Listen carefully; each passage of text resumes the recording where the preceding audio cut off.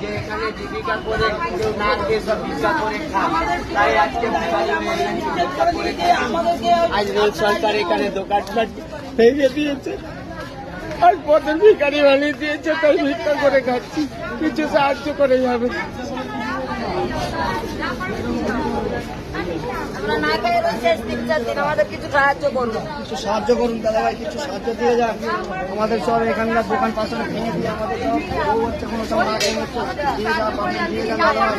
সাহায্য করেন দিদি, পেটে লাথি করেছে, পেটে লাথি করেছে দিদি, চালাতে পারছি না, চালাতে পারছি না দাদা, একটু সাহায্য করেন দাদা, ভাই আমাদের কিছু সাহায্য করেন দাদা। আমাদের দোকানগুলো ভেঙে আমাদের পথে বসিয়ে দিয়েছে দাদা, আমাদের দেখুন দাদা,